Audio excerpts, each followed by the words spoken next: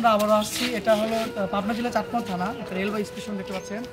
আজকে মূলত আসা যে কিছু অসহায় দরিদ্রদের মাঝে কিছু শাড়ি লুঙ্গি আমরা বিতরণ করব। সবাই আপনারা আমাদের পাশেই থাকবেন, চেষ্টা করবো। সবসময় স্টেশন পথচারীতে অসহায় মানুষগুলো বেশি দেখা যায়, তো আমরা চেষ্টা করবো যদি এই ধরনের কোনো মানুষ থাকে তাদেরকে একটু সহজে হাত বাড়িয়ে দেবো আমরা। তো আমাদের পাশেই থাকবেন ইনশাআল্লাহ।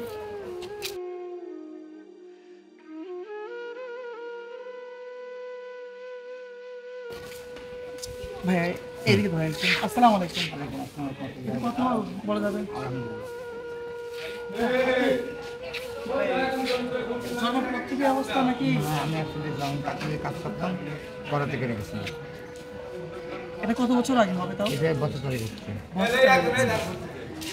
তো এখন আপনি ইনকাম বলো আমার কোনো অপশন করতে টাকা পয়সা নেই, বর্তমানে চাইছি মানুষকে টাকা পয়সা রাখছি। তো যাই হোক, আমি যদি আপনি কিছু দিয়ে নেবেন, আল্লাহ পাক যদি আপনাকে দেওয়ার পছন্দ দেয় তাহলে আমি নেবো। আসলে আমার দেওয়ার পছন্দ আমার যেখান থেকে পাই ইনশাল্লাহ আপনাদের মাঝে দেই। আমার সামর্থ্য নেই আপনাকে দেওয়া যায় দেওয়ায় আপনার এটাই। এখানে একটা লুঙ্গি নেবেন, ইনশাল্লাহ একটা লুঙ্গি নেবেন যেটা পছন্দ নেন, যেটা আপনি পছন্দ করেন। দেখেন আরো আছে যেটা ভালো লাগে, এটা নেবেন। আচ্ছা, খুশি তো আপনি? নামাজ পড়েন?